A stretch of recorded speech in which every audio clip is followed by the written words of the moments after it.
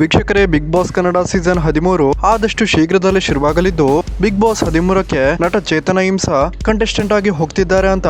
ಸಾಮಾಜಿಕ ತಾಣಗಳಲ್ಲಿ ಸಾಕಷ್ಟು ವರದಿಗಳು ಕೇಳಿ ಬರ್ತಿದ್ದು, ಇದೀಗ ಇದರ ಬಗ್ಗೆ ಸ್ವತಃ ಆ ದಿನಗಳು ಖ್ಯಾತಿಯ ನಟ ಚೇತನ ಹಿಂಸಾ ಬಳಿ ಕೇಳಿದಾಗ ಇದಕ್ಕೆ ಉತ್ತರಿಸಿದ ನಟ ಚೇತನ್ ಅವರು ಏನ್ ಹೇಳಿದ್ದಾರೆ ಅನ್ನೋದನ್ನ ಈ ವಿಡಿಯೋದಲ್ಲಿ ನಾವು ನೋಡ್ಕೊಂಡು ಬರೋಣ. ಅಷ್ಟಕ್ಕೂ ನಟ ಚೇತನ್ ಅವರು ನಿಜಕ್ಕೂ ಬಿಗ್ ಬಾಸ್ಗೆ ಹೋಗ್ತಿದ್ದಾರಾ ಅಥವಾ ಇದೊಂದು ಬರೀ ಗಾಸಿಪ್ ಸುದ್ದಿನ ಅನ್ನುವ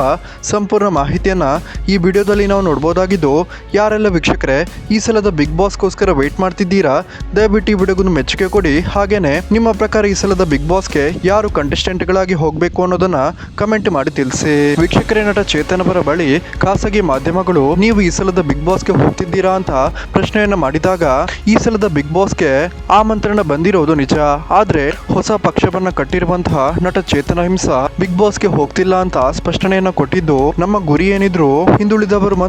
ಶೋಷಿತ ವರ್ಗದವರಿಗೆ ಸಮಾನತೆ ನೀಡುವಂತಹ ಗುರಿಯಾಗಿದ್ದು ಬಿಗ್ ಬಾಸ್ಗೆ ಹೋಗ್ತಿಲ್ಲ ಅಂತ ಸ್ಪಷ್ಟನೆಯನ್ನ ಕೊಟ್ಟಿದ್ದು, ನಿಮ್ಗೆ ಇದ್ರ ಬಗ್ಗೆ ಏನನಿಸುತ್ತೆ ಅನ್ನೋದನ್ನ ದಯವಿಟ್ಟು ಕಮೆಂಟ್ ಮಾಡಿ ತಿಳಿಸಿ.